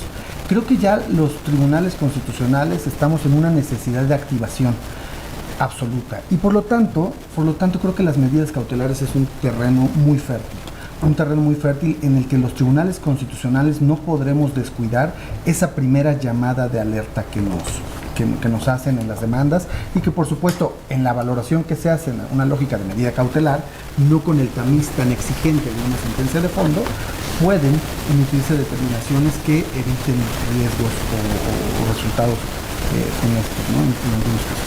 Y otra pregunta que me llamó la atención fue la reparación integradora. Sí, en el ámbito interamericano se ha aceptado la disculpa pública como un elemento, pero todos entendemos el carácter simbólico que esta tiene y que no puede ser objeto de un resarcimiento total. Sin duda alguna, en la sentencia, como ustedes verán, incluso se ordena, además de la atención a la víctima y algunas variables, la impartición de talleres de sensibilización. Saben la complejidad que puede implicar un taller de sensibilización en una comunidad, lo sabemos perfectamente. Pero creo que hoy las sentencias de los tribunales constitucionales ya tienen que tener esa fuerza, tienen que tener ese análisis valiente y sobre todo debemos de entender que si la justicia se sigue dando a cuentagotas, pues el avance va a ser muy lento, ¿no? Creo que lo han dejado muy claro todos los ponentes. El Poder Legislativo, por supuesto, tendrá que operar todas las acciones necesarias, pero la jurisdicción sin duda alguna lo tiene que seguir haciendo. Entonces agradezco muchísimo a las ponentes y a todos los asistentes por esta plática tan enriquecedora, que nos llevamos muchísimas cosas en la mente y con las ganas de poderlo materializar en algunos otros. Gracias.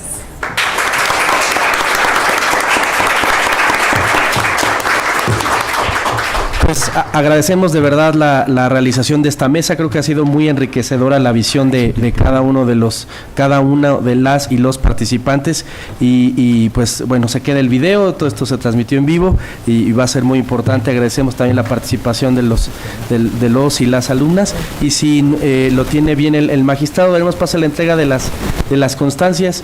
En primer lugar a la maestra Graciela.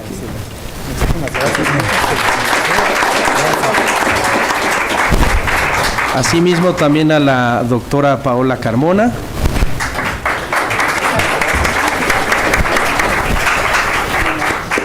Así como al relator de esta mesa, el doctor Arturo Camacho. Y si lo tiene bien el magistrado, yo le hago entrega de su constancia como moderación.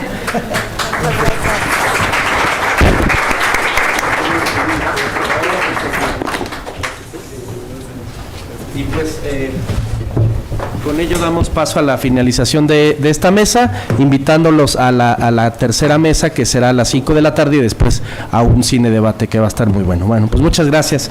Gracias, hasta luego.